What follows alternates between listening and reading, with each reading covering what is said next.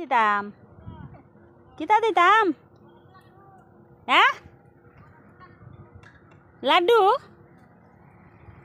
লাড্ডু তো কত রকম আছে কিতা লাড্ডু লাগে ও গণেশের লাড্ডু খাইলে সারাডি বাড়িব নানি এমনি কথা আমি তো জানি না সারছে গো যামুনে চললেন পূজার যামুনে লাড্ডু খাওয়াইলে মু পূজাও দেখালে মু আর একটা বেলুনও কিনা দিমুনে হ্যাঁ যাইবেন নি বিকালে সত্যি আমি তো সঙ্গী পাই না যাবার লিগা বেলুন কিনা দিমুন একটা মাথাত বাইন্দা আই হরবেন আপনি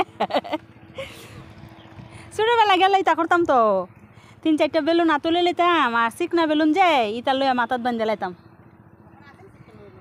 এখন দেখি না গো ওখানে আছে মনো ওখানে ফুলাখানে আর ইটা লাগে না ওখানে কতটা আছে আমরা আমরা বেলুন ফাইলে কুশিয়ে যেতাম গা সত্যি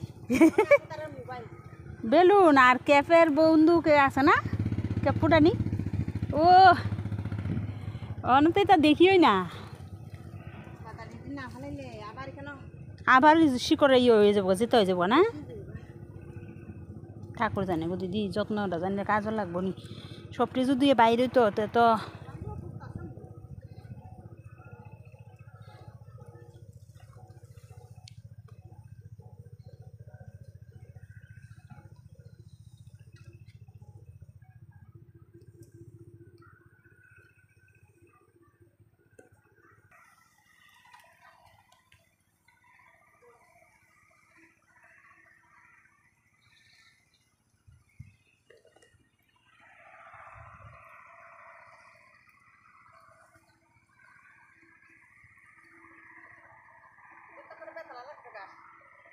হ্যাঁ মোটামুটি শেষ হইতো না বাসা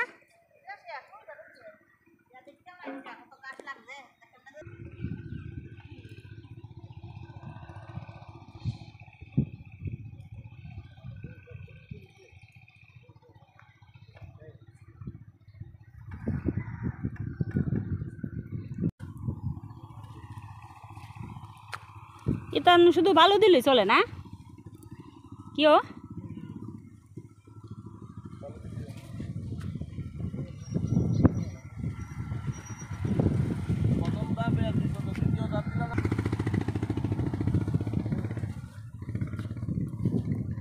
রাবার চারার দ্বিতীয় ধাপ এটা প্রথম তো বীজগুলো ভিজানো হয়েছিল ভিজানোর পর এখন এগুলোকে বালু দিয়ে ঢেকে ভিজা এইরকম বস্তা দিয়ে ঢেকে রাখতে হবে এটা হলো দ্বিতীয় ধাপ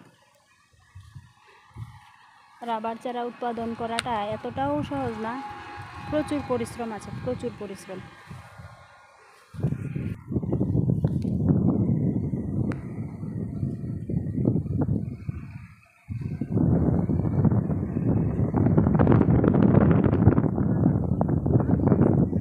সপ্তাহ সব বালা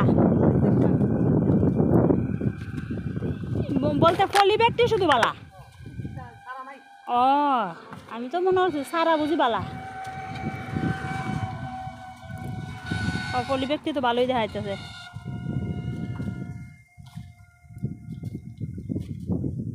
সারা সব আবার নতুন করে লাগাই দেবো না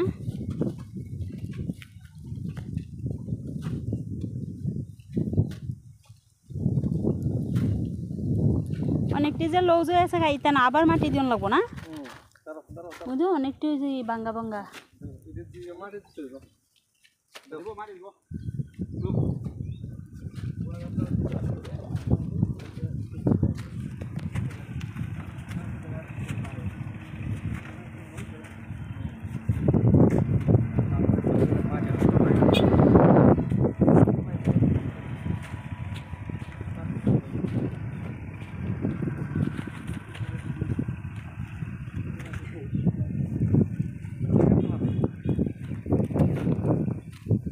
পুরান চারা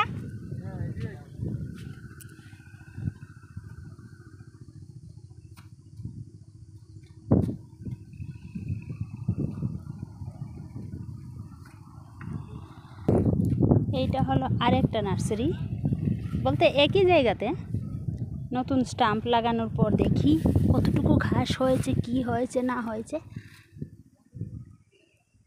এই যে ছোট ছোট অঙ্কুর আসছে, অঙ্কুর বলতে গাছের যে প্রথম স্টিকটা বের হয়, এই যে এরকম, এটার কিন্তু প্রচণ্ড দাম। এটা যদি না বের হয় তাহলে এই স্টাম্পটাই নষ্ট। প্রত্যেকটা গাছের যদি একটারও যদি মিস না যেত তাহলে খুবই ভালো হতো। এখানে 100টার মধ্যে মনে করো 80টা বা 70টা আসে, বাকিগুলো আরও কম, 100টার মধ্যে 60-70 এরকমই আসে, আর বাকিগুলো নষ্ট হয়। তো যতটা নষ্ট হয় এটাই ক্ষতি।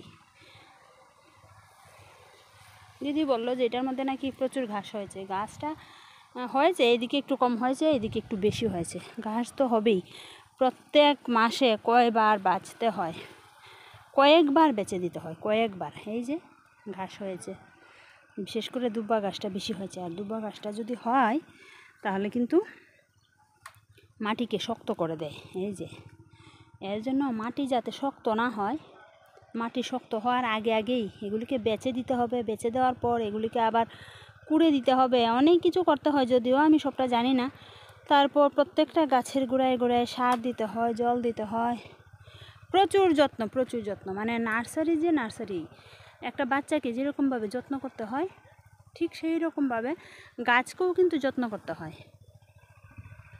প্রচুর যত্ন করতে হয়। ওরা কিন্তু একদম, দেখো, ওদেরকে যাতে ডাইরেক্ট রৌদ্রের তাপ না লাগে সেই জন্য এইরকম সুন্দর করে ঢেকে দিতে হয়। ভালো করে চারা যখন বেরিয়ে যাবে, যখন ওরা একটু শক্ত হবে, তারপর এগুলিকে সরিয়ে দিতে হবে। এই যে স্ক্রিনটা লাগানো হয়েছে গ্রিন কালারের, প্রত্যেকটা নার্সারির মধ্যে এরকম দিতে হয়। কতটা যত্ন নিলে পরে তারপরে একটা গাছ পাই আমরা। হ্যাঁ, প্রচুর যত্ন নিতে হয়। তো বন্ধুরা, দেখলে তো রাবার নার্সারি বা রাবারের চাষ করাটা কতটা টাফ, আর প্রচুর মানুষও লাগে।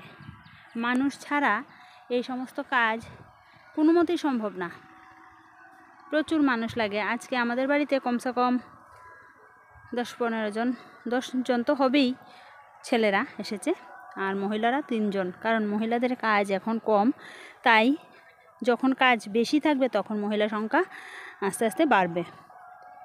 কাজের মানে কাজ অনুযায়ী মানুষ কমে বাড়ে। এখন বর্তমানে কাজটা একটু কম আছে, তাই মহিলারা মাত্র 3 জন আসছে। যদি বেশি হয় তাহলে 8 জন 10 জন এরকম হয়ে যায়। কাজের মাত্রা বুঝে মানুষের সংখ্যা কমে বাড়ে। সবাইকে গণেশ চতুর্থীর অনেক অনেক প্রীতি, শুভেচ্ছা ও ভালোবাসা। সবাই ভালো থেকো।